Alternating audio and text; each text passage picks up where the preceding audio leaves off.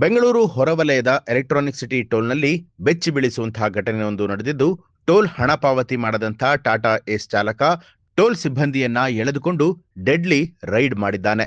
Electronic city ಟೋಲ್ನಿಂದ Hosur ಮಾರ್ಗವಾಗಿ ಬರ್ತಾ ಇದ್ದಂಥ ಟಾಟಾ ಏಸ್ ವಾಹನದ ಚಾಲಕ ಟೋಲ್ ಹಣ ಪಾವತಿ ಮಾಡದೆ ಮೊಂಡಾಟ ನಡೆಸಿದ್ದಾನೆ. ಈ ವೇಳೆ ವಾಹನವನ್ನ ಅಡ್ಡಗಟ್ಟಿ ನಿಂತಹ ಟೋಲ್ ಸಿಬ್ಬಂದಿಗೆ ಗುದ್ದಿ ವಾಹನ ಚಾಲನೆ ಮಾಡೋದಕ್ಕೆ ಮುಂದಾಗಿದ್ದಾನೆ. ಆದರೆ ಟೋಲ್ ಸಿಬ್ಬಂದಿ ಮುಮ್ಮದಿಯ ಚಾಲಕನ ಡೋರನ್ನ ಹಿಡಿದು ನೇತಾಡಿದ್ದಾರೆ. ಆದರೆ ಚಾಲಕ ವಾಹನ ನಿಲ್ಲಿಸದೆ ಟೋಲ್ ಸಿಬ್ಬಂದಿಯನ್ನ ರಸ್ತೆಯಲ್ಲಿ ಬೀಳಿಸಿ ಪರಾರಿಯಾಗಿದ್ದಾನೆ. ಈ ಘಟನೆಯ ದೃಶ್ಯ ಹಿಂಬದಿಯ ಕಾರ್ ಚಾಲಕನ ಮೊಬೈಲ್ನಲ್ಲಿ ಸೆರೆಯಾಗಿದ್ದು, ಎಲೆಕ್ಟ್ರಾನಿಕ್ ಸಿಟಿ ಸಂಚಾರ ಪೊಲೀಸ್ ಠಾಣಾ ವ್ಯಾಪ್ತಿಯಲ್ಲಿ ಘಟನೆ ನಡೆದಿದೆ.